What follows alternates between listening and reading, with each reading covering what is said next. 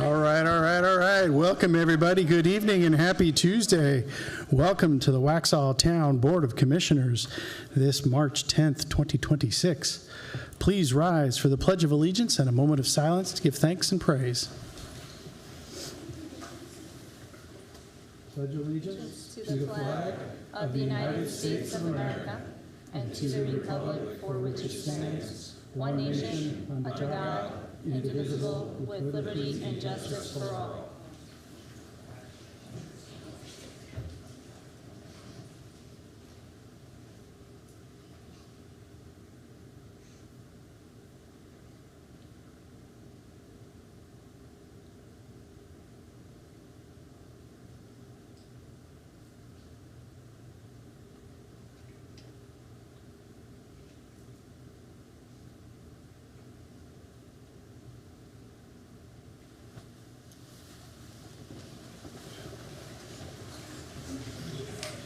All righty. Thank you very much, everybody.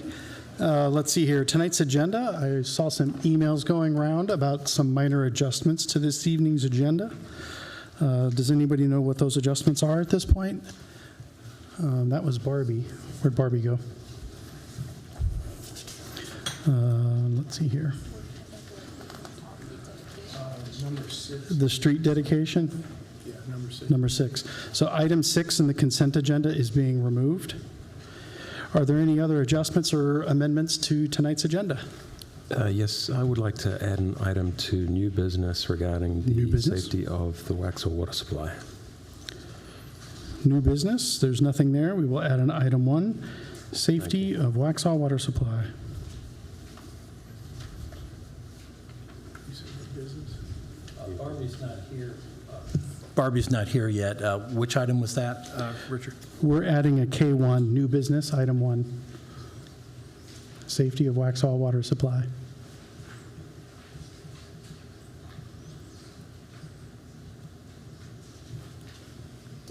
Any other adjustments or amendments? Hearing none then, could I get a motion to approve tonight's amended agenda? So moved. All in favor? Aye. Any opposed? Hearing none, this motion carries. Next up, we have public comments. These are general public comments. Again, we ask that general public comments be made general in nature, directed to the board as a whole and not any individual.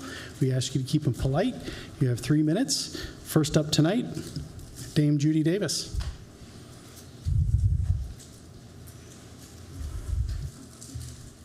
Hello, Mayor. Hello, Commissioners. I don't have a split personality. Some people think I do. Can I have an extra 3 minutes? Just kidding. I'm here to give you my 30 complaints of, no, I'm just kidding. I'm here to thank you. Okay, where's the timer? Thank you, town government,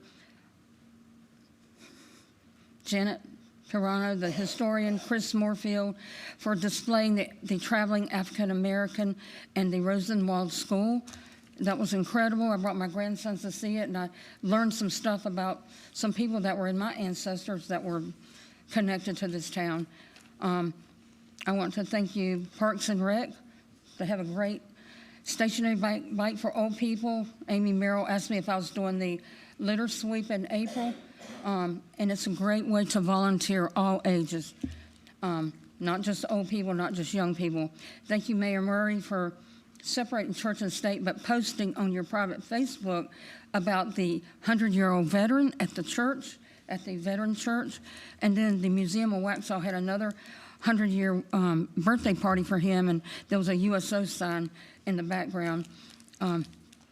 Thank you, Waxhaw Police, for doing a food drop-off for the at-risk youth during spring break that are food insecure, and the youth council leader, Michael Canavo, was there with some of the other youth volunteers, and he's 18. And thank you, winners. Y'all are youth. Oh, this is so good. Oh, my gosh. The youth is here. Amen. Thank you, DOT, James Kelly. My cousin was telling me how kind the DOT was him when he was working with getting a driveway. And we have some undeveloped land that we don't have a driveway or turnaround, but he was telling me that they were working with him. They showed him how to buy the pipes and they would install it for free. So thank you, Department of Transportation. I just like how the whole town, this was a whole week's worth of blessing. Oh gosh, I gotta hurry. Thank you, Provisions, a place to eat, and Larry and Diane Hook, I think are moving to California, but anyway, they do the Rotary flags, so I don't know who's gonna do that. Thank you, Waxhaw Women Club, I was able to help with the free prom dresses, and thank you, Suzanne, for donating dresses. That might be anonymous information, but there was like 500 dresses, and I'm a fashion victim, but all the young fashionable ladies were all assigned, so I got to help the door lady who retired.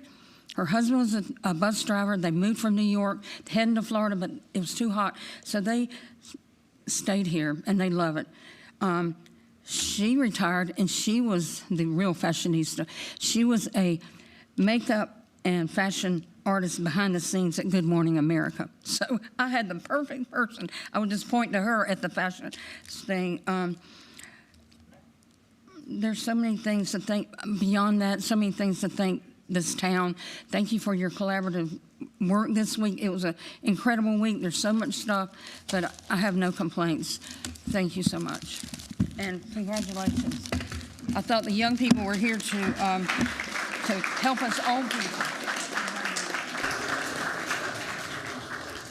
Thank you, Miss Judy. All right, next up, Franklin Carrillo.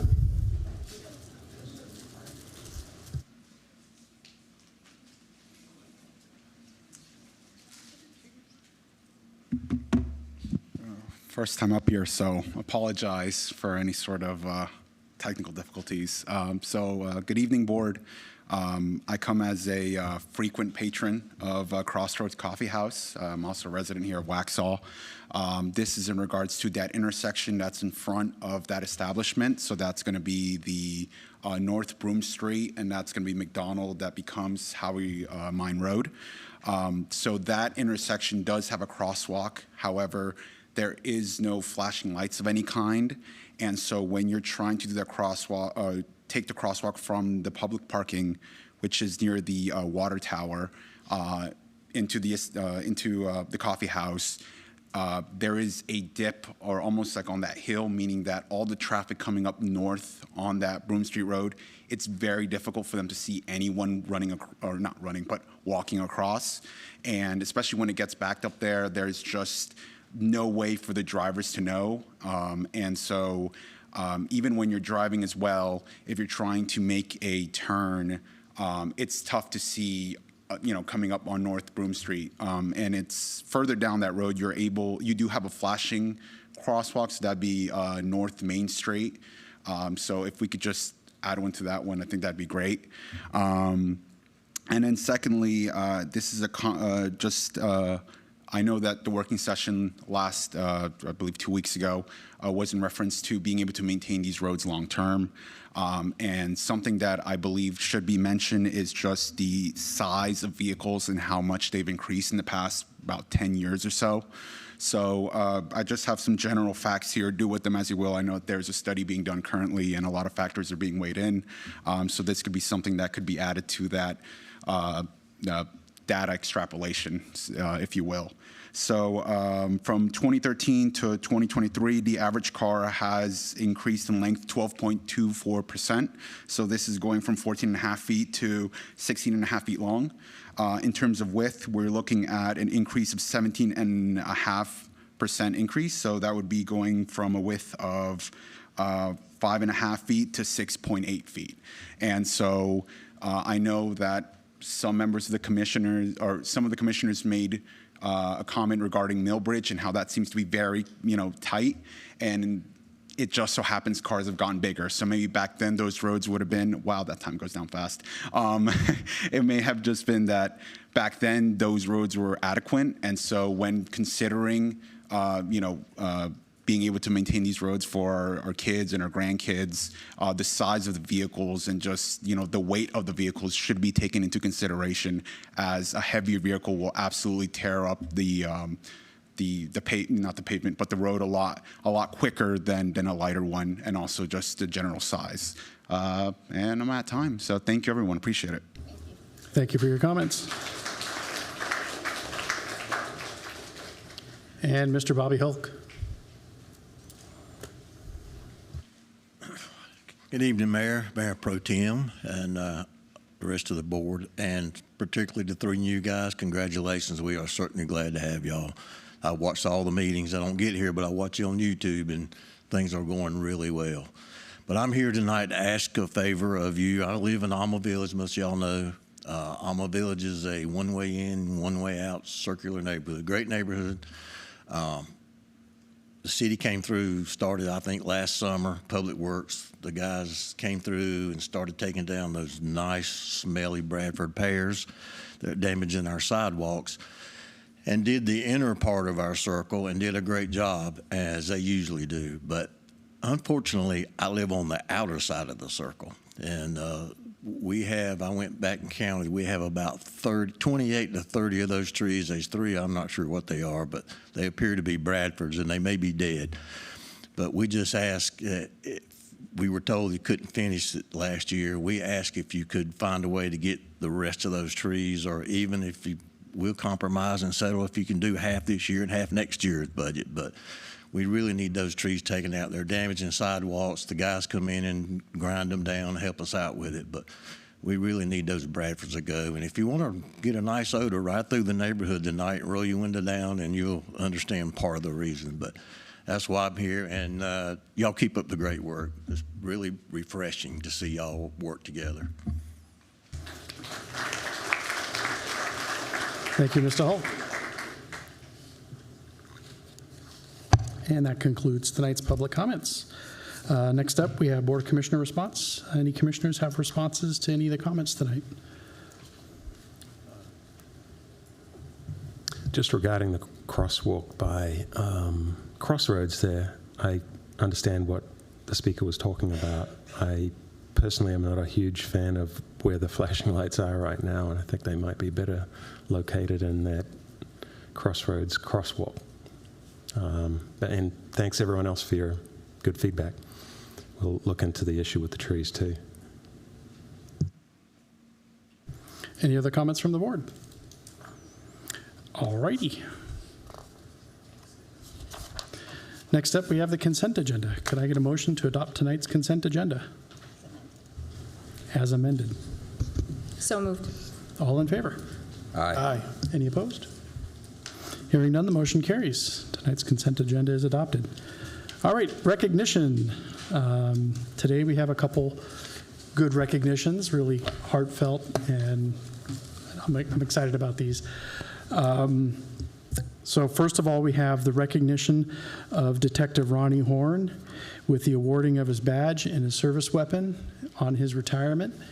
And we also have a proclamation to read as well. Chief Wilson. Good evening. Recently, Ronnie Horn retired after completing 25 years of service in law enforcement. The last 11 of those years were spent here. Since retiring, he moved to the mountains, and otherwise he would have been here. But he came earlier today for a promotional ceremony, found out it was going to rain tonight, rode a motorcycle down, and went back to the mountains. So he is not here, but I am. So Sergeant Horn spent the last 11 years at Waxhaw Police Department. During this time, he worked patrol, narcotics, patrol sergeant, and criminal investigation sergeant.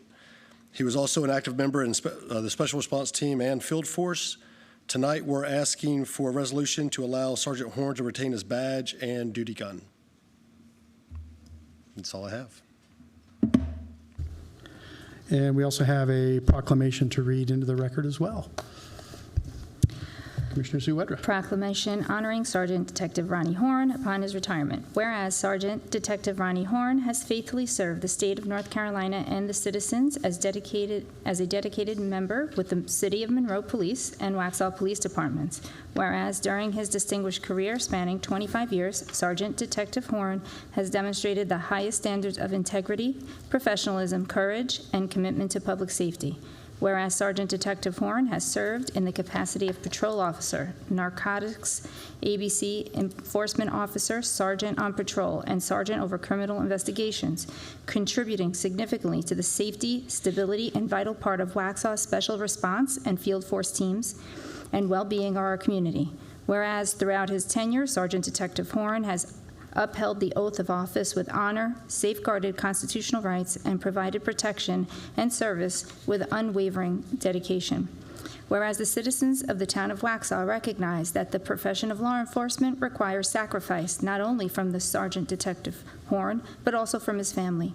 And we extend our sincere gratitude to the Horn family for their steadfast support. And whereas it is fitting and proper to formally recognize Sergeant Detective Horn for his exemplary public service and award him his service badge and issued Glock 17 sidearm in accordance with North Carolina General Statute 20-187.2A in appreciation for his loyalty and dedication to the town of Waxhaw and the Waxhaw Police Department. Now, therefore, it be proclaimed that Robert J. Murray, Mayor of the town of Waxhaw, by virtue of the authority vested in him, do hereby recognize and commend Sergeant Detective Ronnie Horn for his distinguished service and extend on behalf of the Board of Commissioners and the citizens of the town of Waxhaw our deepest appreciation for his commitment to protecting and serving our community. Be it further proclaimed that in recognition of his honorable and faithful service, Sergeant Detective Ronnie Horn is hereby authorized to retain his official badge and service weapon as a symbol of his years of dedicated service and sacrifice to the town of Waxhaw in accordance with applicable law and departmental policy. Can I get a motion to adopt Proclamation 2026-005, honoring Sergeant Detective Ronnie Horn and awarding his badge and service weapon upon retirement from the Waxhaw Police Department? So moved. All in favor? Aye. This motion carries. Thank you. Thank you very much. Thank you very much, Ronnie Horn.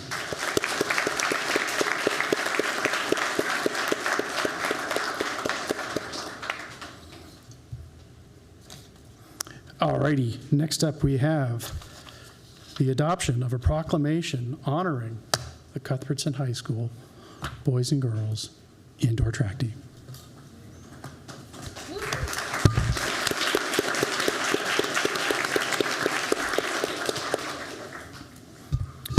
Oops. Commissioner DeLeo, you got something down there? I certainly do, Mayor. Thank you. Outstanding. Proclamation recognizing the Cuthbertson High School boys and girls indoor track and field teams as 2025 state champions. The Cuthbertson High School boys and girls indoor track and field teams achieved an extraordinary accomplishment by winning the 2025 North Carolina High School Athletic Association 7A indoor track and field state championships, exemplifying outstanding athletic performance, teamwork, and dedication. The girls' team secured its 8th indoor state championship, while the boys' team earned their 3rd indoor state title, further enhancing Cuthbertson High School's reputation as one of North Carolina's premier track and field programs. These latest championships bring Cuthbertson High School's total of 16 state titles in indoor and outdoor track and field over the past 10 years. And when including cross-country, the school's running programs have achieved 22 state championships during that same period, a testament to the sustained excellence and culture of success cultivated across all seasons. This achievement marks the 3rd time in program history that Cuthbertson High School has swept the indoor state meet, representing the most indoor championship sweeps of any school in North Carolina history. The girls' state champions are honored for their outstanding performances in the relay teams, pole vault, and the 1,600-meter run, and I hope I'm not butchering anybody's names. The athletes include Isabella Cartonis, Colby McCullum, Dierico, Anderson, Penzek, and McCullum. Whereas the boys' state champions are honored for their outstanding performances in the relay teams and pole vault. The athletes include Ryder Seguiza, Lightfoot, Haymore, Ashok, Dixon, Gatlin, Wilson, Pegas, and Chapman. Their leadership and dedication of student athletes, coaches, families, and supporters have fostered a culture of excellence that brings great pride to Cuthbertson High School, Union County Public Schools, and the Waxhaw community. Now, therefore, be it proclaimed that Robert Murray, Mayor of the town of Waxhaw, by the authority vested in him, proudly congratulate and honor the Cuthbertson High School boys and girls indoor track and field teams for their remarkable achievement in winning the 2025 North Carolina High School Athletic Association 7A Indoor Track and Field State Championships. We recognize and celebrate the dedication, skill, the perseverance of the athletes and the guidance and leadership of the coaches and the unwavering support of families and the community. Their accomplishments reflect the highest standards of excellence and bring pride to Union County and the Union County Public Schools.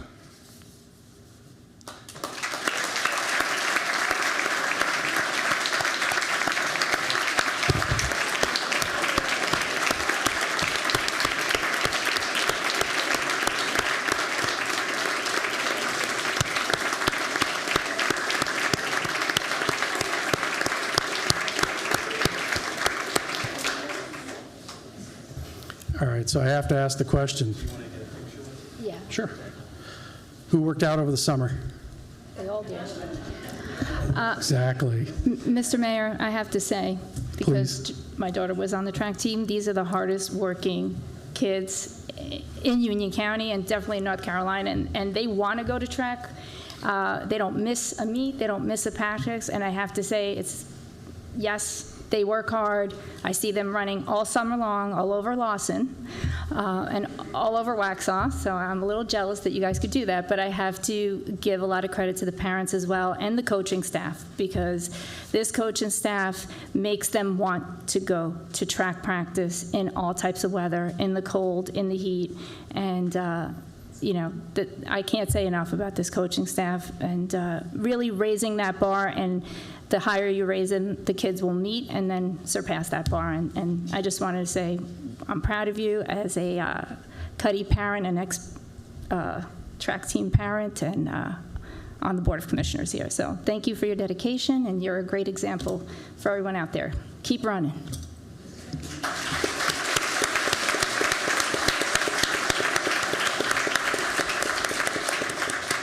All right, so we'll take a few minutes. We'll get a photo with the team.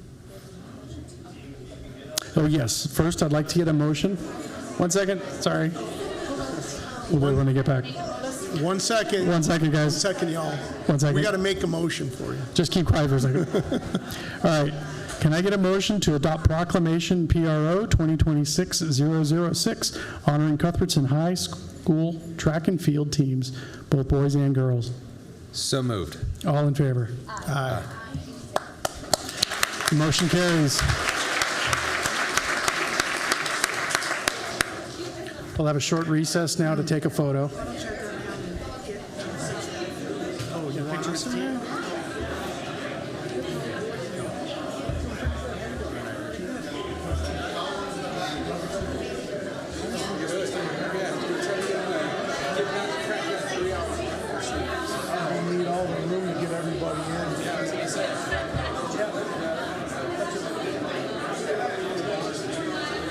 Back there, we can get up a little bit closer. Resemble that remarkable.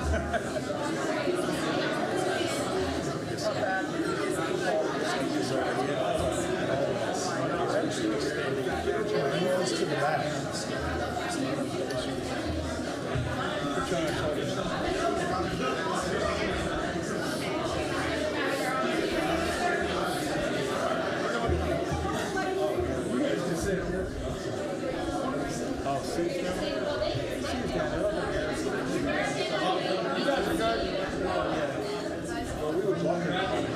Yeah, we're good. Yeah, the tall guys can stay in the back. Yeah, we're good.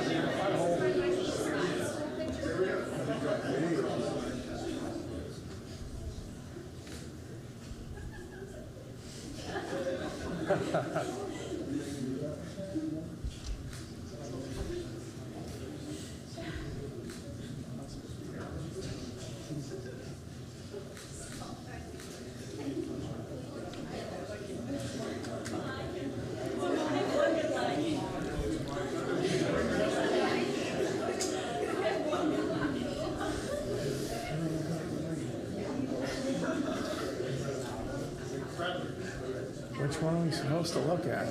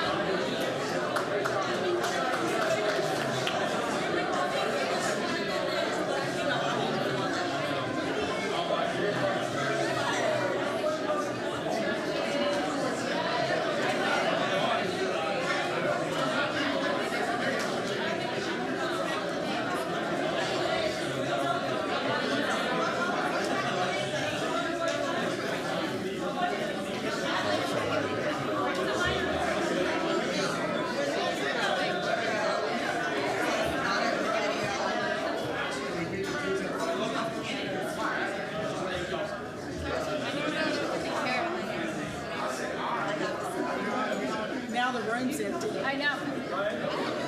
Don't we? Yes, he's on it. He's on it. Okay, perfect, perfect.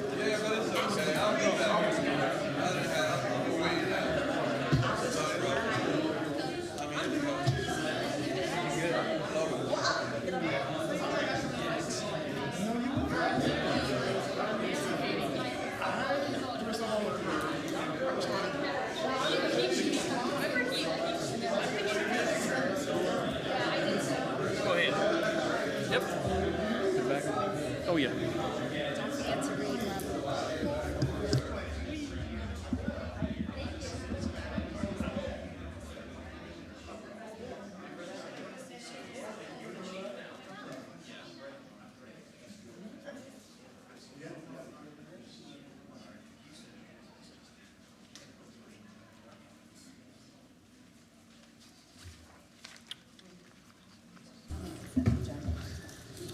Oh, yeah.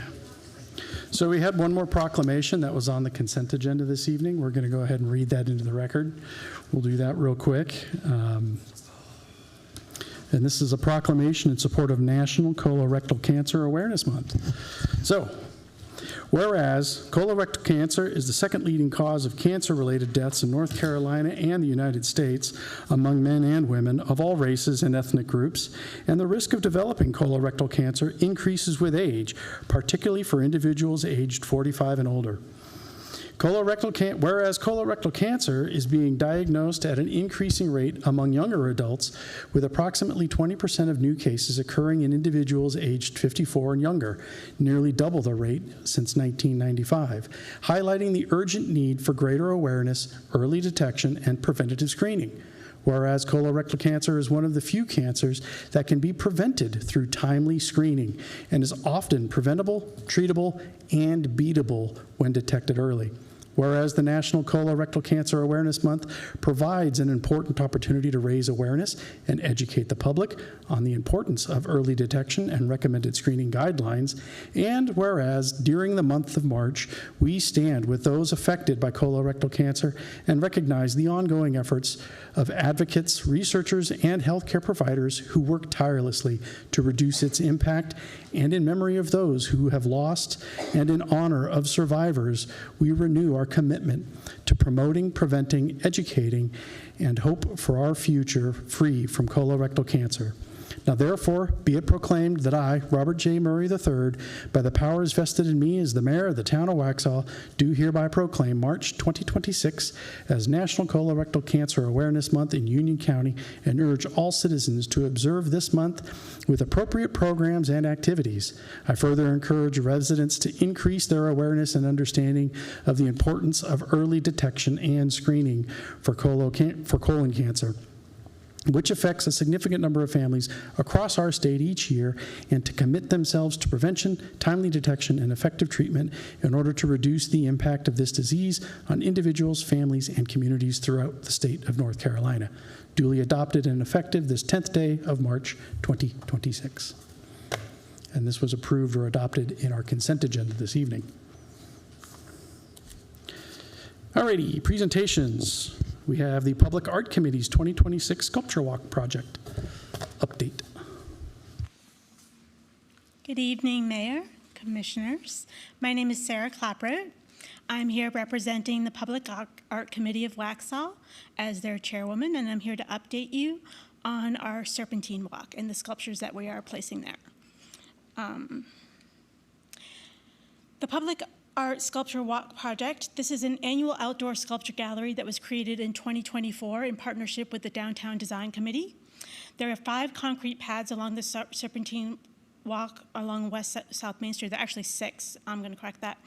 The timeline, the current pieces will be removed in mid-April and new pieces will be installed at the same time, all completed before our wonderful Kaleidoscope Festival in May. This is the 3rd installation of the outdoor sculpture walk located on the Serpentine Walk on West North Main Street by the railroad tracks. The call for sculpture artists for this went out in late December and early January of this year and was open for over 30 days. The call was sent to all artists who have been part of the gallery since the beginning, to local art committees, including the Waxhaw Arts Council, to the Downtown Waxhaw Association, to the sculptors who have submitted last year but weren't chosen, and to the larger artist groups in the Charlotte area. We received 6 submissions from local and regional artists, totaling 14 sculptures for consideration.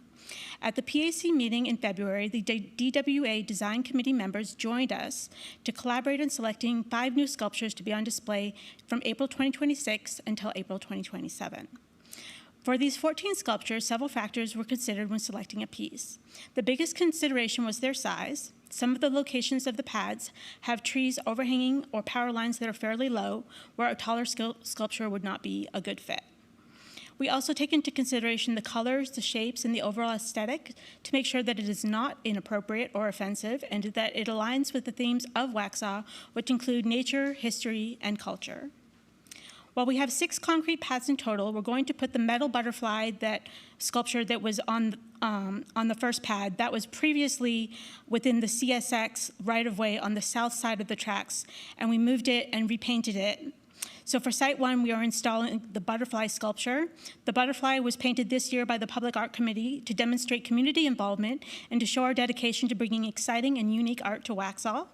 This butterfly sculpture is repainted by different artists each year.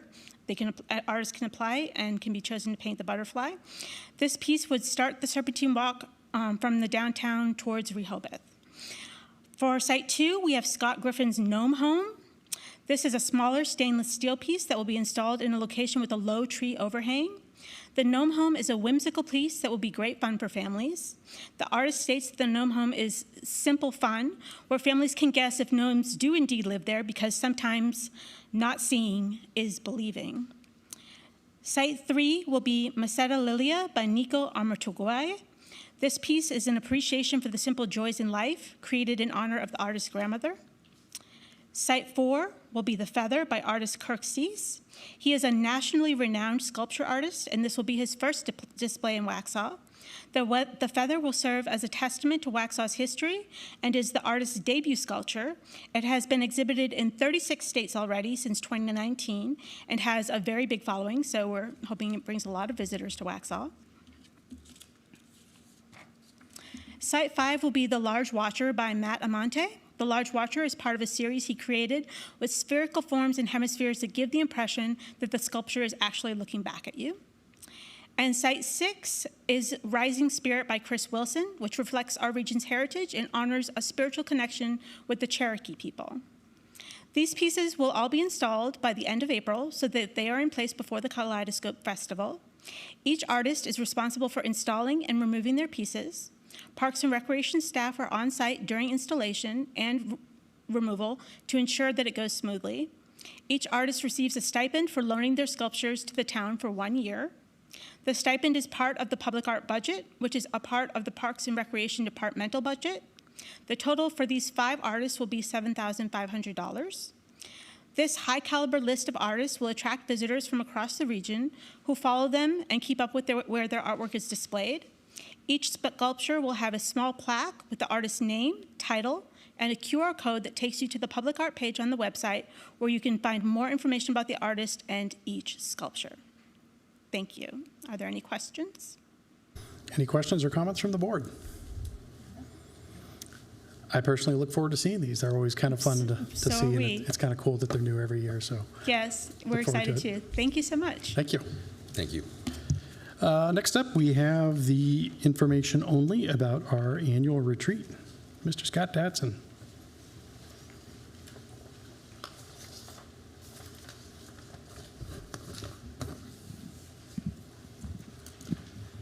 Good evening. It's hard to follow up with good art. If you've ever seen me draw or do anything, you would know why I'm a public administrator only. But let's see here. Got a clicker. There it is. Okay, so the Board of Commissioners held their retreat on the 26th and 27th of February. Just a small note, Barbie has noted it in the agenda. We will have the ability for the public to get to not only this presentation, the report itself, but also that we did tape those 2 days. So the folks will be able to go in there and look at that information. So I wanted to at least let folks in the audience know that. This is a brief report. This will be on our website as well, so people can go in and read it. Let's see, we'll go from here. So we held it on the 26th at the Town Hall Chambers right here. Central Line Regional Council led the retreat as a third-party facilitator, and we were glad to have them. The board worked on several things in the morning, and then board and staff later that afternoon. The objective was to strengthen connections to enhance the commission working relationships and collaborations, discuss those systems and structures that support effective governance and decision-making, and collaborate to develop a common vision and priorities for the town. So wanted to let the public know what we were doing during that day in this report out. So 3 big takeaways from the retreat that day was, 1, work on becoming a highly effective Board of Commissioners, review and refresh those core governing documents, your rules of procedure you've already been working on, codes of conduct, those kinds of things, and discuss your organization-wide core values. And work was done in the morning on that. Then we began work on developing a new vision statement for the town. Previous vision in the statement was adopted in 2015, so we took a good look at that and spent a little bit of time with that. And then we envisioned, you folks envisioned Waxhaw in 10 years. And these came out both in a pre-survey that was done, and then you folks worked on those things again. And those are, I'm going to read them off so that those folks listening in get a good sense of what was happening. Fiscally responsive, economic prosperity, charm, strategically managed growth, family and community centric, aspirational and innovative as a town, a sense of place, connectivity, and service-oriented. And so these were things that you felt in 10 years, if these were high on the list and done well, would be a lot and make you and the citizens feel a real great sense of pride here in Waxhaw.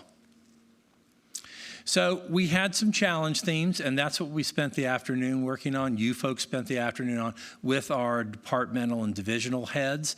You guys worked together on those processes and talked about priority challenges. Again, everybody participated in a pre-retreat survey, and then you folks were able to prioritize those things and give it some thought before you got there, and then think through that process again.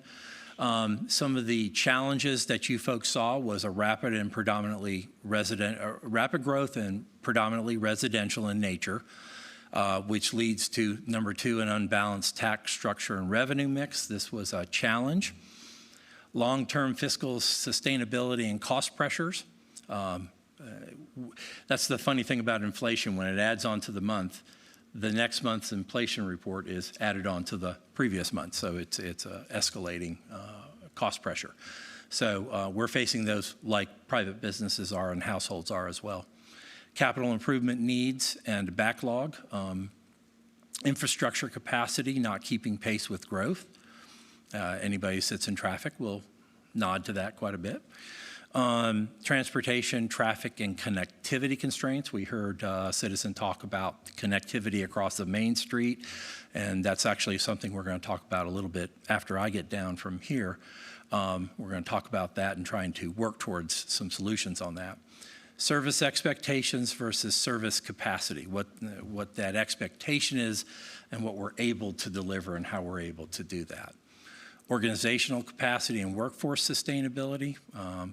We're in the people business. Most of our budget is people, and we solve problems with people, for other people, for our homeowners and citizens here in town. Community character and historic preservation. Unclear what that ultimate vision may be for Waxhaw's future, with some of these things not being corrected yet and not being finished.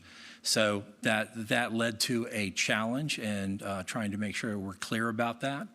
Limited local control and external constraints when the board is talking about going back to the legislature and seeking rules and changes in legislation that would empower us locally so that we can face those challenges best. I won't do my Dillon rule versus home rule lecture for you folks.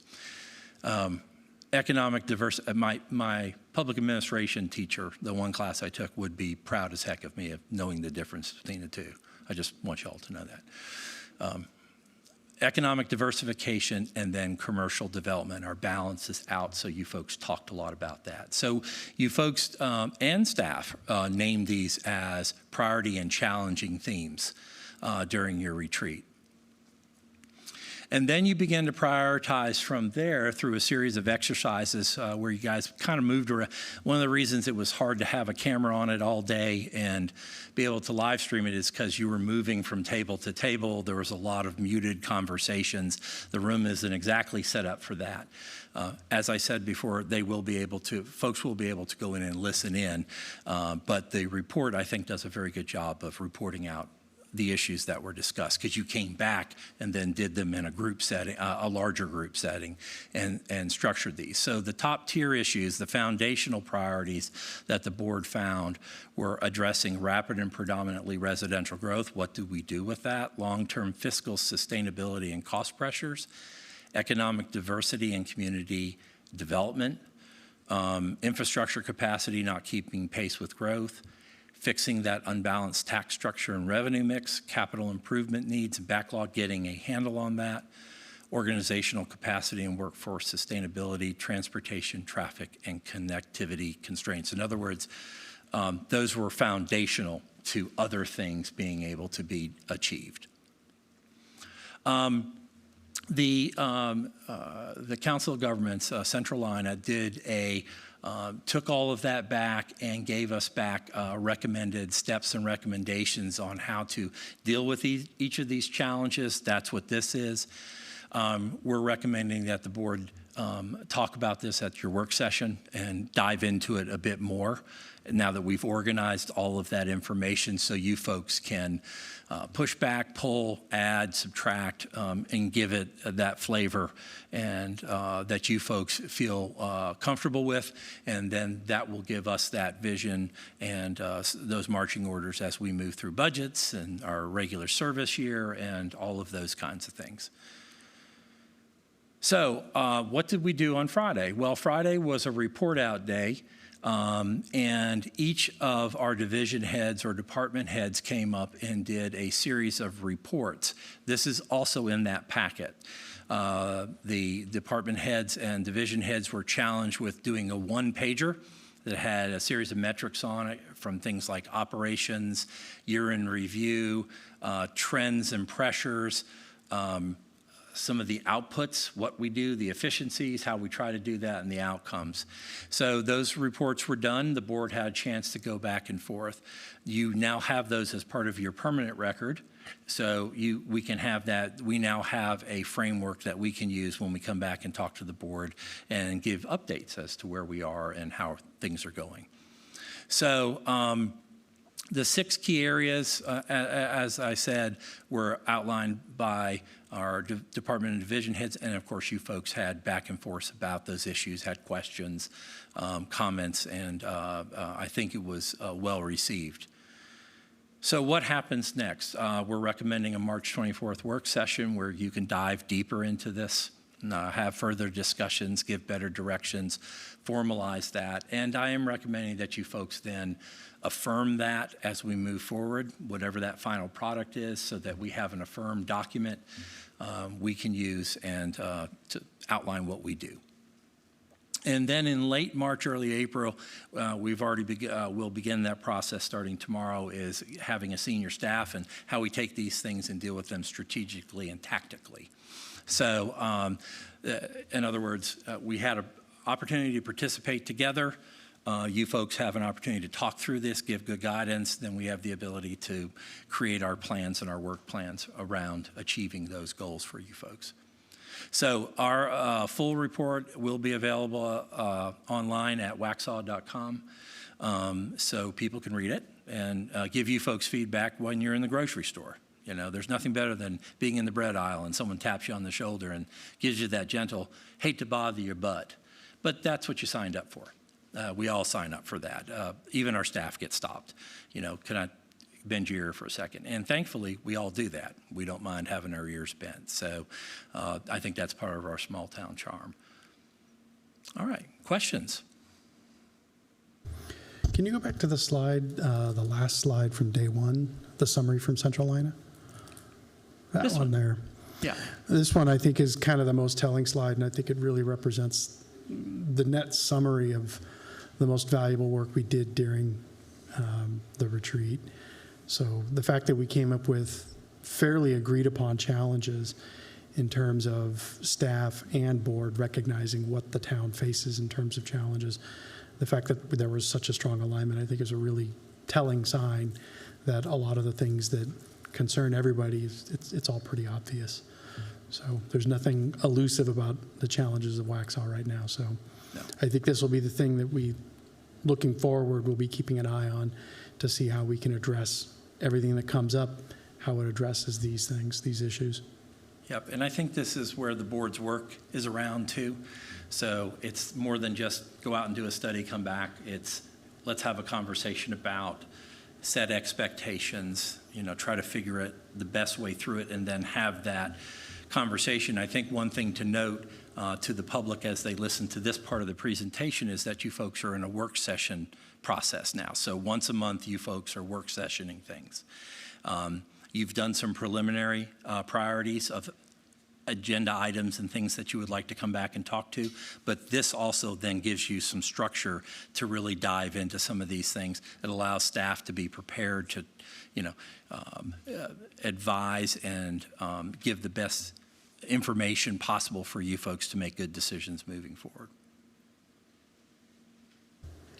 I just wanted to thank you for putting it together in this manner, because our other retreats were not like this, and it gave us an opportunity to talk a lot more things through and with staff. And like the mayor said, you know, there were a lot of common goals. There was overlap in every section, and now we have a direction to move forward and prioritize now from this list what we can get done in the short term, medium term, long term. So right. I appreciate your work on that. And Central Lina, as usual, did a great job. They did. They really do a great job. As a former COG director, I can actually say, hire your local COG. You're a member. Barbie knows about the COG. Any other questions or comments from the board? Thank you, Mr. Dadson. That was an excellent summary. Thank you. Alrighty, next up we have some old business. Good old business. Safe Streets for All. Mr. James, Mr. Susan.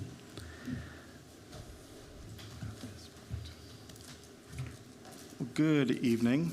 James Kelly, Traffic and Transportation Engineer, and I have Susan that's going to join me here momentarily. Tonight we're talking about the Safe Streets and Roads for All SS4A implementation grant, specific to the grant writing services. So the information presented to you tonight will be comprehensive, but the focus will be specific to those grant writing services. So first up if you recall, at your last workshop in February, the board fine-tuned some project selections. And we went through the selection overview and breakdown, looking at to see what projects would score most favorably for the town as we move forward, and then really become more fiscally responsible with those numbers from the previous recommendation from the task force to really narrow down that scope. So for right now, what we're presenting for next steps is a proposed resolution for you guys to consider and an MOA for Whit O'Brien's grant writing support. And these are services through the North Carolina League of Municipalities, so there's no additional charge to the town for these services. These are already included within your existing membership. And I want to emphasize at this time, we're only proposing to put together the grant application. The reason why is because we have to come back to you all to request action on considering endorsing implementation of the grant submittal and local match commitments. So if you change your mind throughout this process, ideally we would like to know sooner than later, but you always have more time to change your mind or to edit things down. So if the town is granted the award, just want to emphasize this again, the town may choose to accept or reject the award, so you're not financially committed yet at this point. Looking at the project selections that the board narrowed down at their workshop, you can see those breakdowns from the segments of Howie Mine from North Providence Street to Deer Creek Drive, North Church Street segments, McDonald Street, Price Street, Caldwell. Some of those segments were included in public comment earlier tonight, so that's good to hear that there's support for that. But I'll just note that these are planning level costs at these stages, are not fully engineered cost estimates, and they're really for reference purposes only, but it gives us a good place to start when we're working with the grant writing folks as we narrow down the scope and as we fine tune those estimates. So if you recall, the original recommendation was for about a total of about $18.2 million. To be more fiscally responsible, that averages down to, let's say, 7.5 after you add some additional contingency. So of this, for this particular grant, the federal matches 80% and the town matches 20%. And of course, that's 20% over a period of 5 years. So if you recall correctly, the original was about 728,000, 740,000 in that range per year. And you all have narrowed that down to closer to 300,000 per year over 5 years. So with that, I will toss it over to Susan real quick. And thank you. Good to see everybody tonight. Susan Lee, Administrative Services Manager. So wearing the grant hat tonight. This agreement, like James had said, is specifically for just the grant writing services. We are members of the North Carolina League of Municipalities, so this is at no cost to the town. They received a federal grant to provide these services to us, so this is a wonderful opportunity for us to take advantage of. This is a highly complex grant, a little bit more than we have capacity to handle internally. There's a lot of budget cost analysis, a lot of modeling that will go into this grant. So this is why we decided to request your support to take advantage of this opportunity to have Whit O'Brien's work with us to get this grant application submitted. Whit O'Brien's is a very successful grant firm. For a planning grant, they have about a 78% success rate. Implementation grant is a little bit trickier, but we're optimistic that we will get across the finish line with that. With this grant application, there's a maximum value that they assign to these grants, and Whit O'Brien's is recommending the maximum value of $30,000 from the league, not from the town. This is no cost to the town, but from the league to authorize a $30,000 cost value for this grant. So, how do I? This one? There we go. So, sorry, I don't do this too often. So what we're requesting is a motion to approve the resolution to 2026-004, authorizing the engagement of the grant writing services, and it's a two-part process. The board will approve the resolution as well, authorize Town Manager Datsun to sign the memorandum of agreement for the services as well, and Attorney Dellinger has reviewed all this for us and given his okay on this. So this, like James has said, and we're saying here, this is only for the grant application process. This is basically step one to start this process. Once we get more into the process, we typically typically with these grants, they will then need a resolution from the board authorizing the implementation grant, and at that point, a local match commitment that yes, we want to go forward with this, yes, we'll supply funding, but we still have always, the last step, as James had said, and we're saying here again, we always have an opt-out clause. Even if we are awarded the grant, we can opt not to pursue it, not sign any contracts, and just stop it at that way. But like we've said, this is a wonderful opportunity. I think you've done a great as far as selections, and we would just like your permission to go ahead and proceed. Any questions or comments from the board? You may have already covered this. Thank you, by the way, in taking this on. And it's the $7.5 million that we kind of outlined, and you're going to be writing the grant on, is very necessary. And I think you guys did a great job in guiding us in our decision. But on that 7.5, is it an all or nothing once you write the grant, or would they reserve the right to knock it down and the project list down, and of course the total as well? So it depends. So it's not an all or nothing because it's a reimbursement model. So what that means is you basically pay as you go. So if you want to stop and say, hey, no, we only want to do this amount now, you can opt into that. Okay. Thank you. When you apply for the grant, is it taken as a whole? So would they say, well, yes to the Howie Mine portion and maybe no to something else? Or when you submit it, it's for every project? Like they'll accept every one, or are they going to pick and choose which ones are better or worse? I think what they'll do is they'll look at it from a comprehensive approach. Okay. And that's what we helped to guide throughout the process was the federal folks want to see more than just one thing getting done. They want to see how everything ties in, how the story aligns with your goals as far as transportation safety improvements in particular. So when you're looking at that, I think a more comprehensive approach will benefit you. Okay. Yeah. Cool. Alrighty then. So without further ado, I would go ahead and request a motion to adopt resolution RES 2026-004. So moved. All in favor? Aye. Any opposed? Hearing none, the motion carries. Thank you very much. Thank you very much. All righty. Next up, we have the consideration to enter into a contract between the North Carolina Department of Transportation and the town of Waxhaw for the Helms Road Extension Project, HL 0158. Yes, so the board has seen this a few times now. There's no presentation for this one, but this is the consideration of approval to enter into a contract between the North Carolina Department of Transportation, NCDOT, and the town of Waxhaw for the Helms Road Extension Project. So really, the town of Waxhaw must enter into a contract with the North Carolina Department of Transportation to receive project funding for the right-of-way, utility, and construction phases, specifically for the project for the Helms Road Extension. And staff is seeking board approval to authorize the town manager to execute the contract this evening. So if you have any other questions, we're happy to help answer those questions. But I think the board has seen this a few times now, so it should be pretty familiar. So. We can probably go questions? through both of these fairly quickly. Any questions or comments from the board?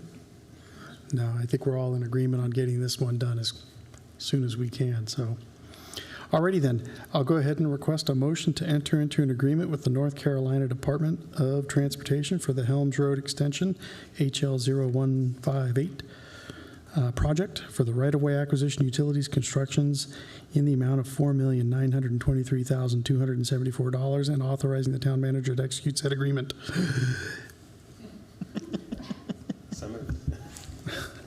Easy for you to say. All in favor? Aye. Aye. Any opposed? All righty. This motion carries. So the next one is the consideration for the awarding the contract to Kimley Horn. And this will be for the request for letters of interest for the preliminary engineering services associated with HL 0158. Correct. So this is part 2 of the presentation this evening. This one is specific to the design contract for the same project, Helms Road Extension. Just to provide you with some background context, this is a locally administered project, which means that the town will basically be acting as the representative or agent for the North Carolina Department of Transportation as we move through this contract. So the town will be responsible for all the things outlined within that contract that you all just approved. The scope for this particular item is obviously a new roadway connection, pedestrian facility enhancements, and of course making sure that this is a future NCDOT maintained roadway. So that way that's less cost burden on the town moving forward.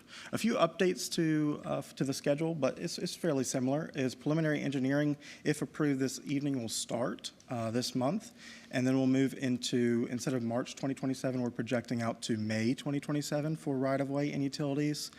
And then, of course, construction 2 years after that, May 2029. So additional mentions, the town full contribution is about $5.67 million, of which the 4.9 you've already approved, the right-of-way and construction town match, along with the 750 that you've designated prior via ordinance for this particular design.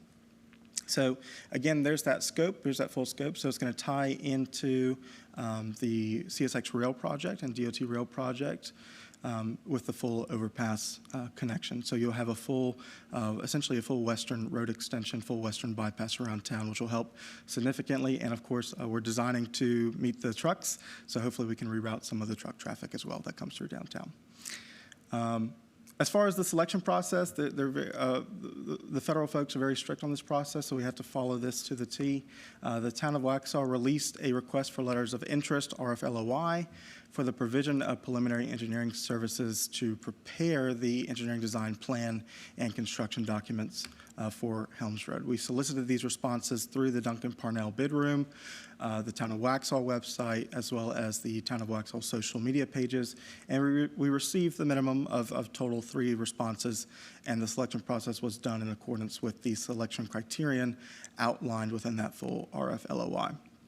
So those selection criterion were the following: 30% going to demonstration of understanding of project objectives and responsibility in delivering services advertised, 15% for experience and qualifications of the team, 40% going into local knowledge and experience with similar projects, and 15% going into project-related experience with federally funded projects. So you can see those 3 submissions, and based upon those selection criterion and ranking through the decision-making process, decision matrix process, Kimley Horn ranked the highest of the 3 firms.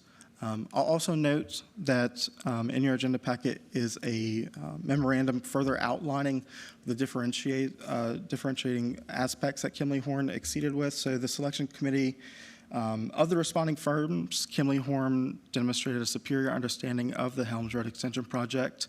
The firm accurately identified the project's key challenges, including coordination with adjacent NCDOT TIP projects, federal funding requirements, and the need to upgrade the existing corridor for future maintenance transfer to NCDOT.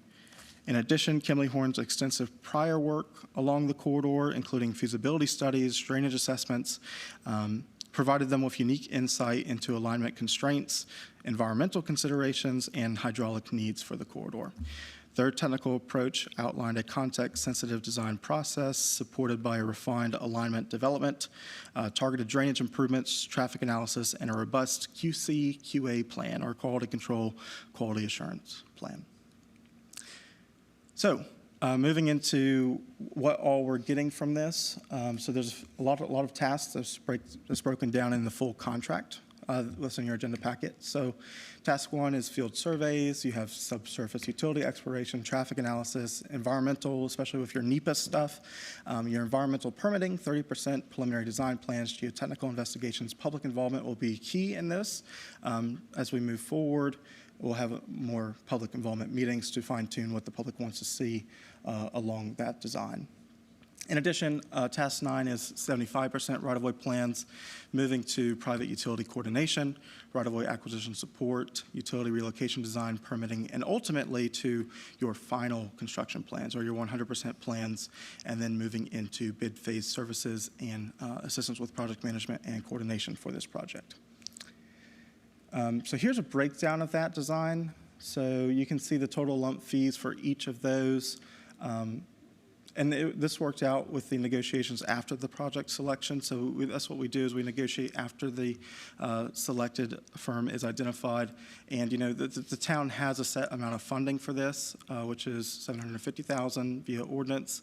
And luckily, we were able to coordinate and decrease some of those costs with the combination of the Broome Street project that we're already advancing. So that helped to make this more fiscally responsible. So when you look at this from an overarching perspective, total cost of the project exceeds $10 million.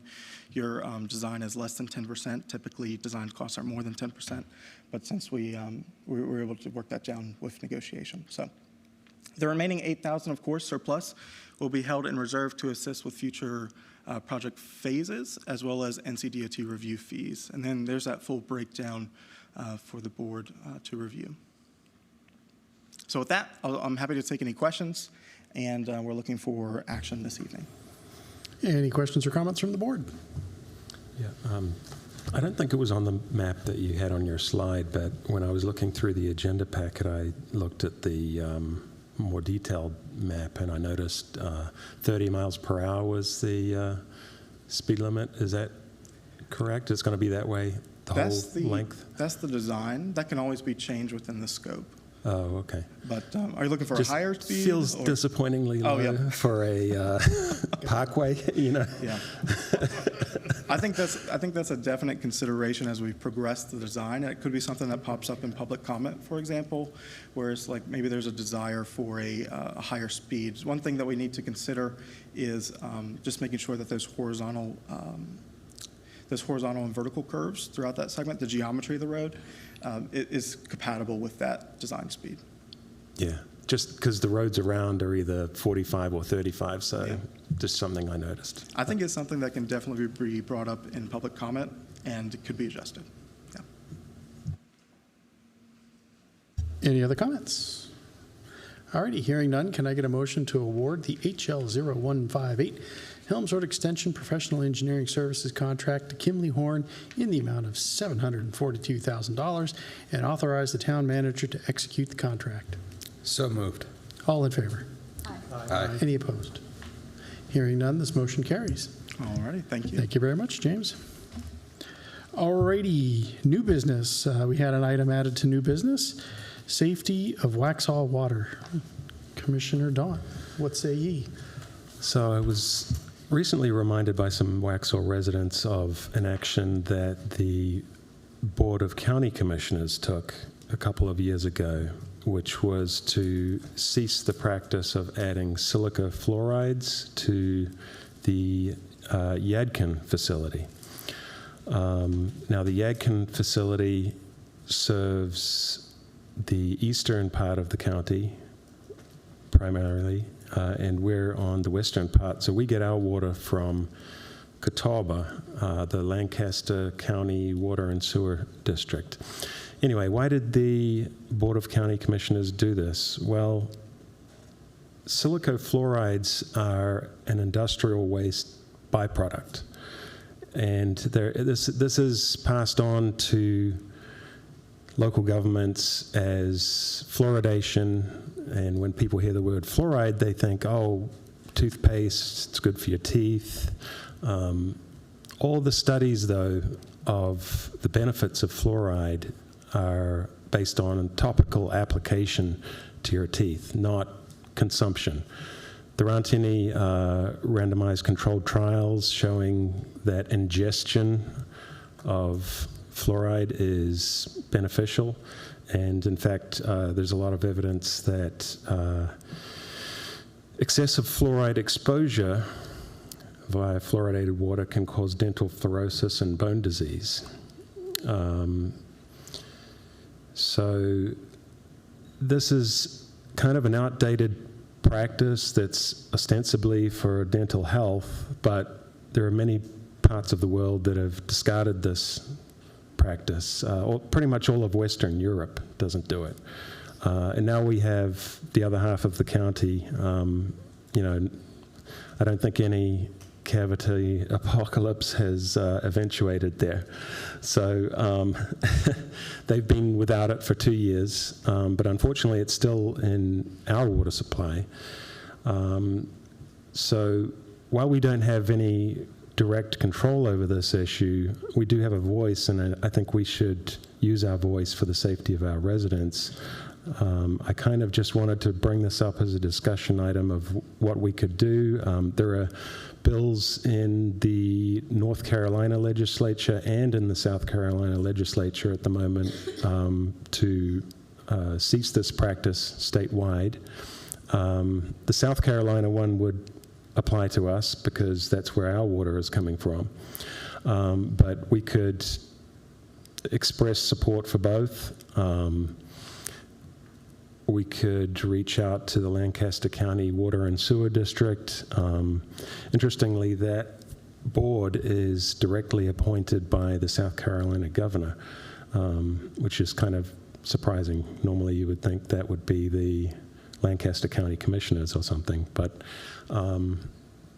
just wanted to have a quick discussion about this, and maybe if some of the more experienced folks like our attorney or town manager have an opinion on the best way to use our voice in this issue.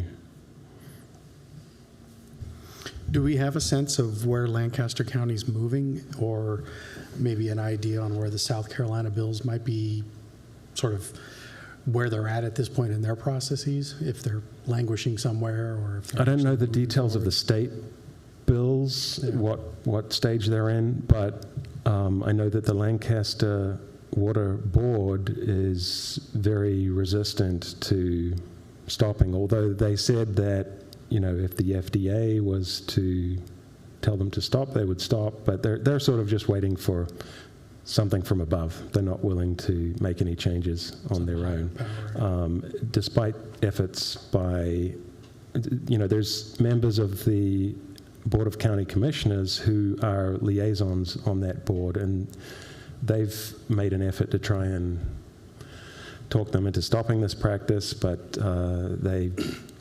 they're resistant. So I brought this up at the WUMA meeting, Western Union Municipal Alliance. That's Stallings, Marvin, Weddington, Wesley Chapel, Mineral Springs, and it was very well received. So they are looking to do something at our next meeting. I don't know if we should have some kind of a joint resolution between all of the towns. Would that be the most impactful thing?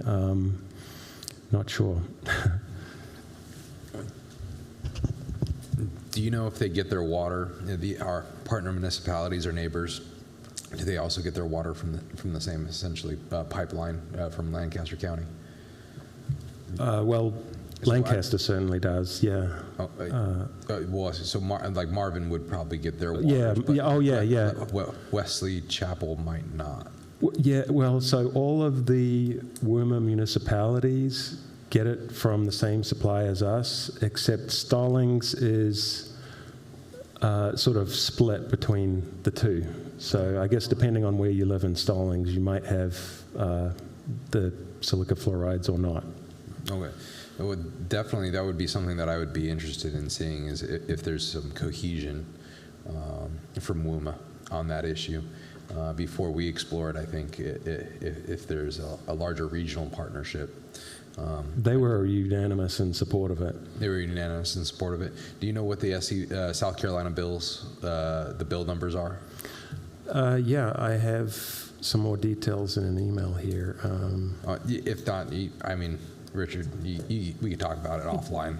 You can send that to the rest of the board. Yeah. I have draft resolutions that I could send, and you know, maybe I could send that to the town manager and the mayor, and it could just be propagated to the board so you guys can see it. Sure.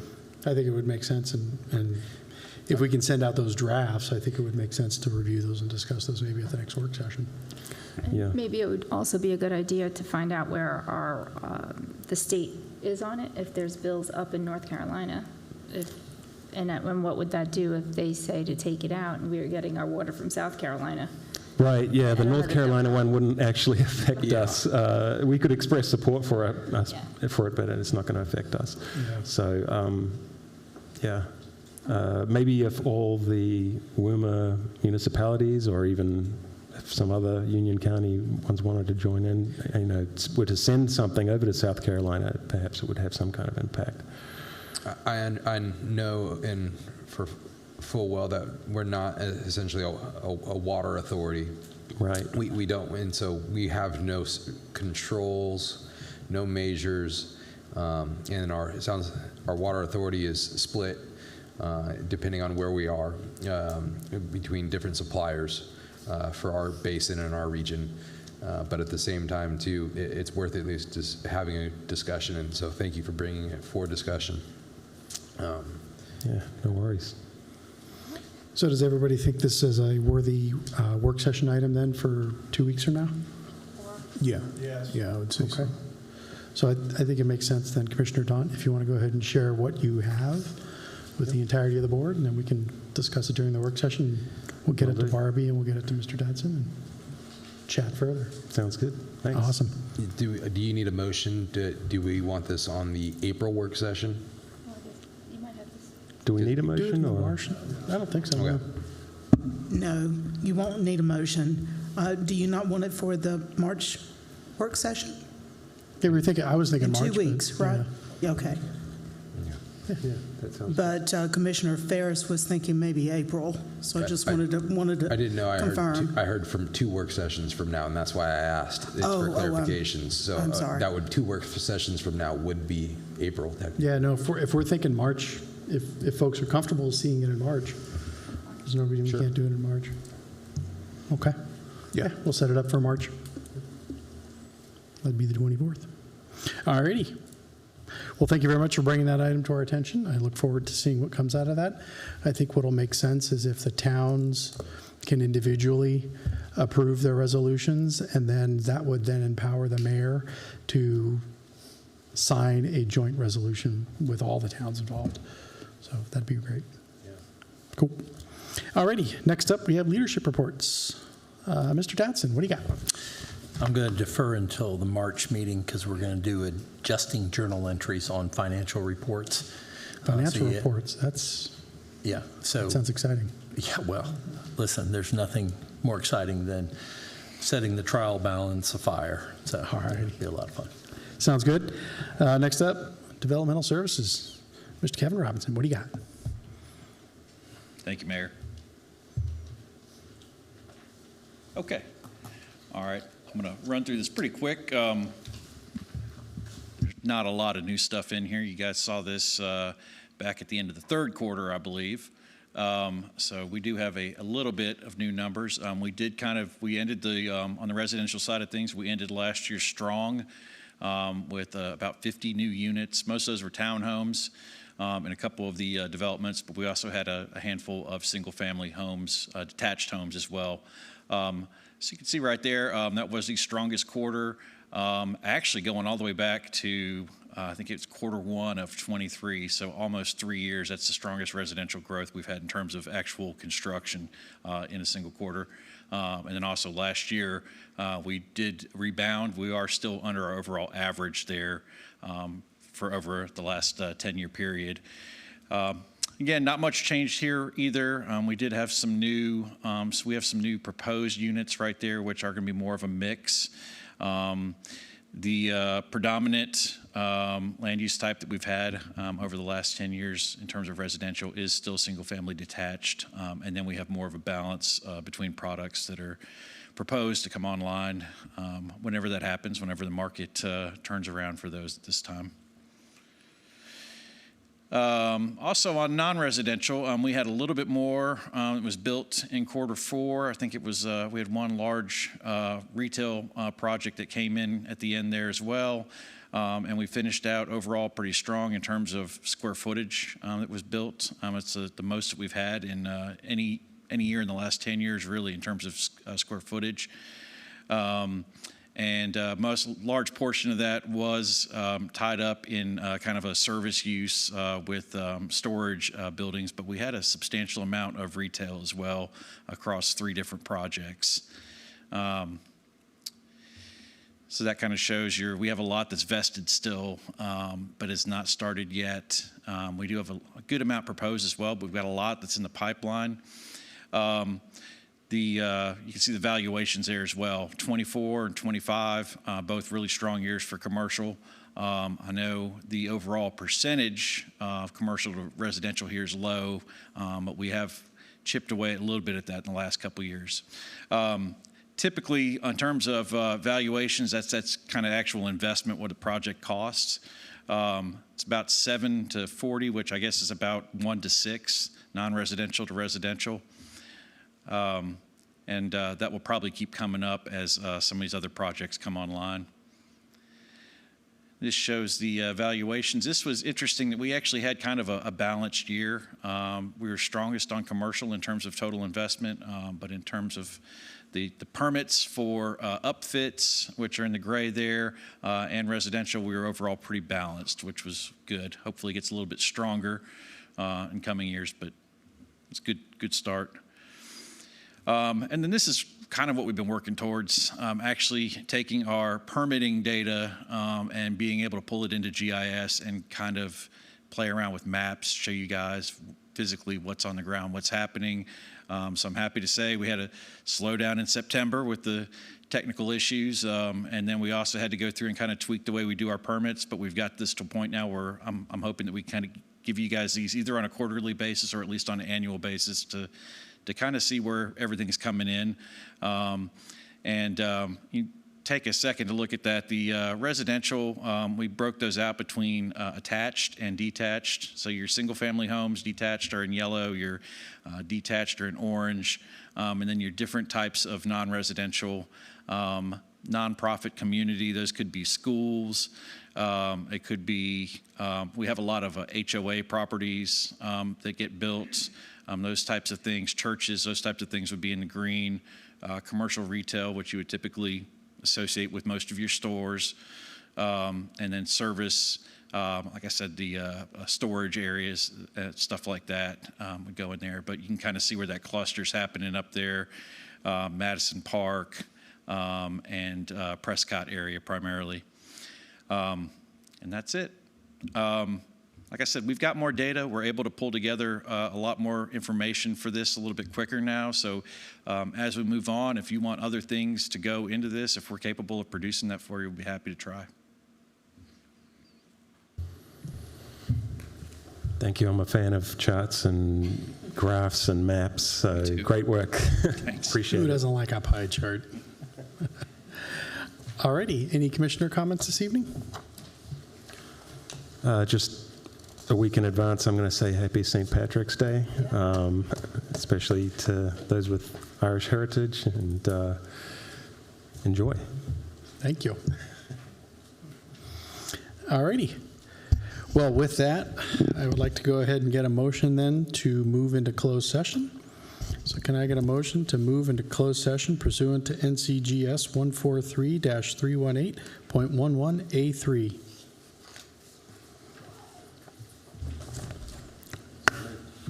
All in favor? Aye. Aye. Richard said so.